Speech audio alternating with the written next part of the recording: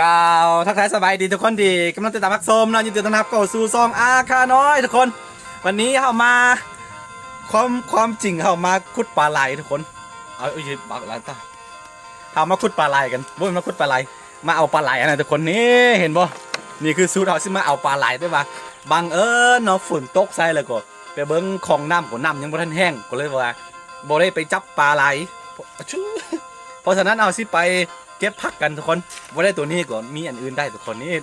แต่ว่าตอนนี้เนาะฝุ่นหาเซาเห็นบ่ทั้งหลังนี้จะเห็นอันห้องกินน้ำนี่กำลังเสียหายไปแล้วทุกคนสวยงามเลยตัวนี้ฝนตกเด้อ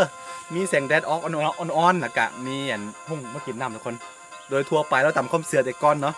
บ่ดีห้ามเอานิ้วไปจี้ใส่อันห้องกินน้ำเมื่อก่อนถืออย่างนี้เนาะแค่ผู้ใดจี้ใส่อันตัวห้องกินน้ำต้องเอาแย่ก้นตัวเองนะแต่ว่าตัวนี้บ่ถือแหละ ตัวนี้ไปเก็บผักกันทุกคนมาไปกินกูมาช่วยหน่อยอย่าไปเลย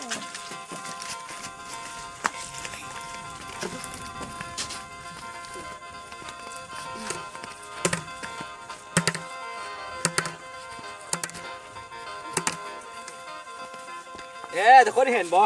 นี่คือผักธรรมชาติเนาะหรือว่าออร์แกนิกที่เฮาปลูกไว้บ่แม่นปลูกหวานไว้แล้วก็เฮาฮอดฤดูของมันแล้วก็มาเก็บเอาเนาะบ่ฮดน้ำบ่ใส่ปุ๋ยบ่ใส่มันหยังเลยคือเห็นเนาะแล้วก็เฮาจะเอายอดตัวนี้ตะกล้องมาพี่เฮาจะเอายอดตัวนี้เนาะไปเฮ็ดผักกาดดองก็ได้หรือว่าไปคั่วกินก็ได้เนาะตัวนี้คือผักกาดแบบบ้านๆที่เฮาปลูกไว้ว่าเมื่อวานไว้แต่เดือนที่แล้วทุกคนเจอนี่สุดยอดเลยทุกคนคือเห็นบอตะกองมากใช่ไหมนี่เนาะพักนี่คือพักหอมเด้อบูฮูว่าพักซีลาวบอดิทุกคนบูฮูคือกันโอ้ยไม่เจอเพื่อนมันน่าจะนี่เนาะสวยงามไม่เลยพี่น้องนี่ตอนนี้มีแม่มาเกณฑ์ทับทุกคนมีแม่มาเสริมทับน้ำทุกคน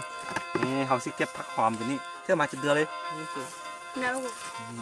นั่นเจ๊นี่เห็นปะ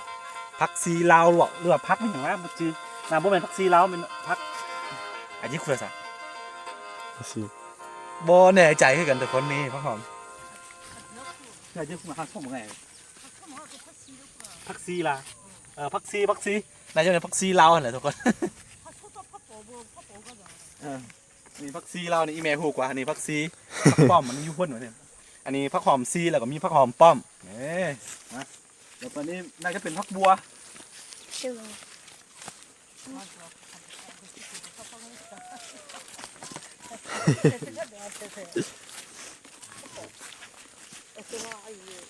นี่คือตัวนี้พักซีลาวทุกคนพักปองเลยพักป้อมเลยหอมป้อมพักหอมป้อมนี่ตัวนี้ทุกคนนี่เห็นปะนี่แหละทุกคนหากินง่ายเด้อครับเพราะว่าเอามาวานทิมไว้พอฤดูของมันฝนตกใส่เทือนึงมันก็ออกแล้วนี่สุดยอดเลยเจอมันจะพอจะไงไม่แน่น้องหมาเจออะไรอยู่เป็นหรือไง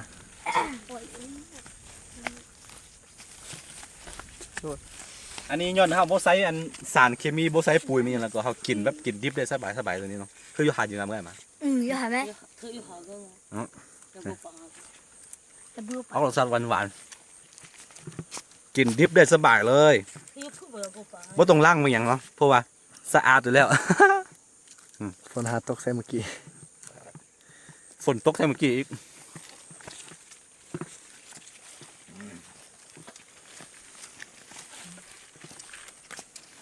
บ่ได้ปลาไหลจักตัวเพราะฝนตกแล้วก็ในของน้ำแถวนี้ยังน้ำมันยังไม่แห้งเถื่อก็เลยบ่ได้เนาะก็เลยถ่ายบรรยากาศบ้านๆให้ทุกคนได้เบิ่งกัน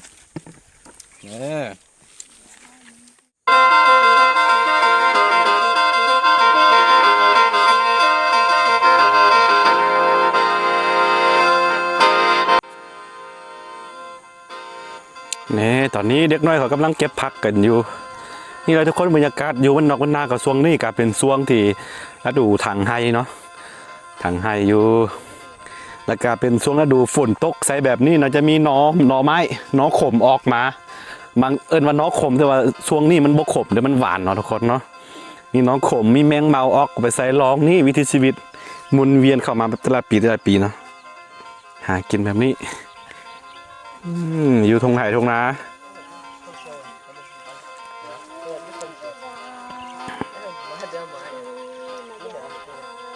อันทุกฟ้าเหรอ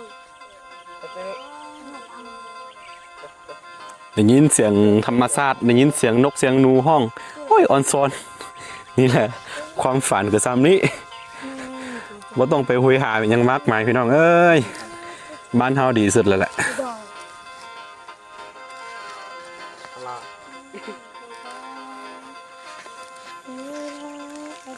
เฮาเก็บไปเดี๋ยวอีกประมาณอาทิตย์หนึงมันก็จะออกมาเนาะจะออกยอดอีกนะมาเก็บอีกจนฮอดเพื่อนช่วงประมาณเดือน5เพื่อนทุกคนเดือนพฤษภาเพื่อนจึงหมดเนาะพอเดือนพฤษภาก็จะเอาน้ำเข้านาไถนาเกี่ยมไถนาวันเข้ามานี้วิถีชีวิตฟ้าหลังฝนเนาะสวยงามเสมอคือเขาเบาเถอะสวยบรรยากาศนี่เพื่อยืมกับปังเอามาอันมาข่าวกับปังไงอันผักกาดแบบนี้น่าจะบกไข่ในตลาดเนาะน่าจะเป็นคือบูฮู้คือกันมีคือกันแต่ว่าตัวนี้เป็นตัวเนื้อพันธุ์ที่เขาเอามาแต่พ่นทิเบตตะกี้พ่นเลยเนาะจากจีนพ่นเลยเนาะแต่ละปีเขาก็จะเอาเบียร์ฮอตเนี่ยจะนี่แหละฮอตย้ำจะนี่แหละก็จะตัวเด็กแก่แล้วก็เอาไว้เป็นแนวพันธุ์ของมันแม้กระทั่งสาลีนะข้าวโพดสาลีกับมันมีแบบจะในตลาดเขาบอกขายขนาดมันมีเลยอยู่บ้านนะจำพวกส้นเผามงส้นเผาอาค่าบ่ส้นเผาลาหู้บ่เนาะเพราะว่าเขาเอาแนวพันธุ์มาจากจีนแผ่นดินใหญ่แต่เมื่อก่อนมาแล้วก็ต่อกันมาแต่ละปีเขาบ่ทิ่มเลย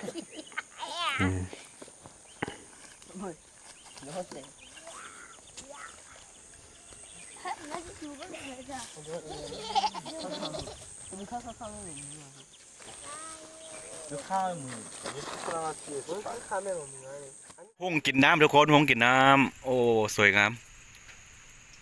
ฝนตกมามีแสงแดดเบาๆแล้วก็มันจะออกเป็นห้องกินน้ำแบบนั้นเห็นบ่สวยงามพี่น้อง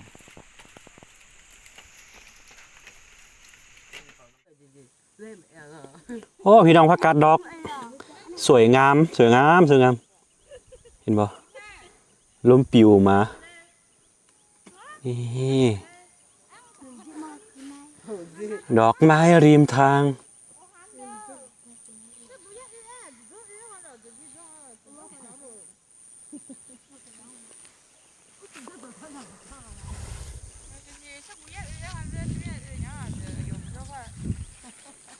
อะไรน้องมาอาจจะเกิดเลยสวยดาตาya nó bằng cái gì à bằng cái gì à ya Thôi ăn mấy quả này. Mà xí ăn được hết rồi. ngã bẹ thôi ngã bẹ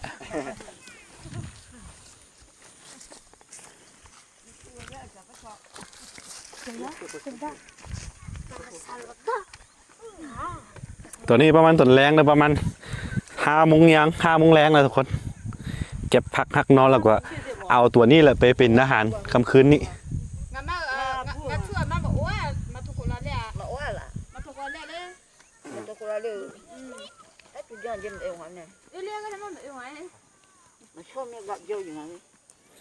อันนี้ไล่เลยอันนี้โต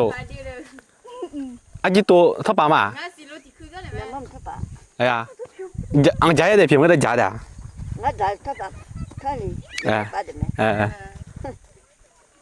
เอาซ่องมาอยู่ไม่กลัวมาน้องว่าเจ้าเนี่ยละง่ายองพี่นี่ผ่านเลยนี่เนาะเขาไปเอาดอกแขมเขาคือเอาไปเห็ดไม้กวาดนะทุกคนเขาเอาไปแล้วก็ไปตากแห้งแล้วก็เอาไปส่งเข้าจีนนะพี่น้องเด้อเอาเข้าไปจีนโล1 6,000 กีบนี่แหละพี่วิธีชีวิตแบบนี้แหละที่เรามือกะบ่มีอย่างหลายเนาะเพราะว่าต้องบอกว่าคนบ้านนอกบ้านนามันบ่มีแบบงานประจำนะบ่มีเวียกประจำเนาะแต่ละมือต้องหากินแบบนี้อยู่แล้วทุกคนเวียกประจำเนี่ยมันเป็นชั่วโมงเป็นเวลาเนาะอันนี้บ่จำกัดเนาะ อยากกลับมาตอนไหนก็ได้แล้วอยากพักผ่อนตอนไหนก็ได้ ประมาณนี้นะ อันนี้แหละความอะไรเนาะสิ่งที่ค่อยต้องการบ่ต้องมีเวลานะบ่หมายความว่าเขาเป็นคนขี้ข้านเด้อว่าเขาแบบบ่มักแบบเป็นกฎแบบนั้นหลายกว่าเขามักแบบธรรมดามักแบบอันนั้นบ่ต้องมีเวลาเอาไงๆเนาะเฮ็ดเวียกจักโมงก็ได้ตื่นจักโมงก็ได้ประมาณนี้โอเคตอนนี้ก็เขาจะเดินทางกลับกันอันนอนมาจุกขนาดโจ้มาหมูมาโว้ยมาซะตอนนี้เขาจะเดินทางกลับกันกลับบ้านกันอันนี้ก็อยู่หลังบ้านนะทุกคนเด้อบ้านก็อยู่เพื่อนแหละนี่แหละโอ้ท้องฟ้าสวยงามไม่ลีโอ้โห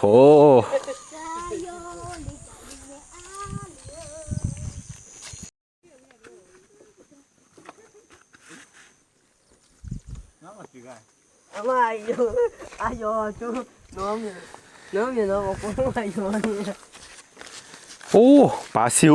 พี่น้องปลาซิวหลายสุดโอ้เยอะอย่างบ้านแน่นอนอะไรมีปลาซิวหลายสุดพี่น้องเฮ้ย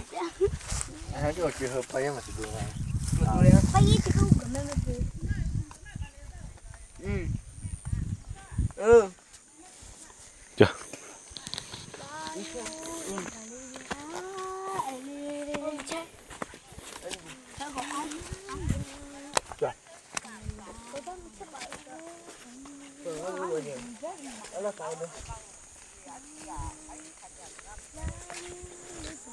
คือต้นที่เห็นนี่มันคือต้นนั้น